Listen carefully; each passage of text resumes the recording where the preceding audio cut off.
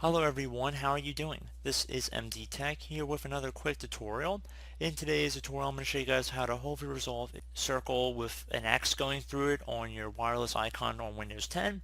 So hopefully this should be a pretty straightforward tutorial for you guys, and without further ado, let's jump right into it.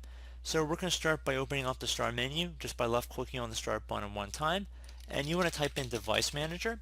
Best match should come back with Device Manager right above Control Panel. You want to left click on that one time.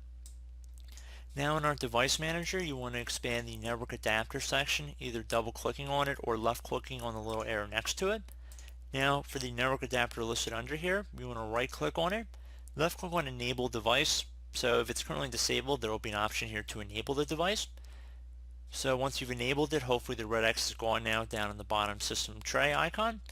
So if that did not resolve the issue, I would recommend restarting your computer. Try and reopen your web browser, see if you're able to access the website you were having issues with beforehand.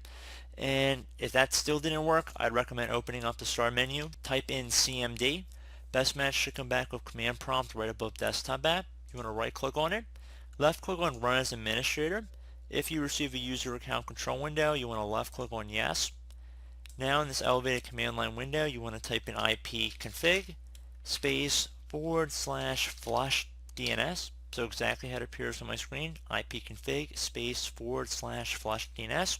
Then you want to hit enter. It should say successfully flushed to DNS resolver cache.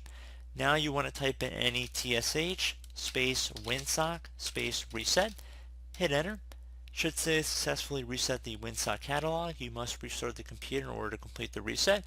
I recommend you guys restart your computer at this point, close out of any open programs or applications, and hopefully your issue has been resolved once you restart your computer at that point.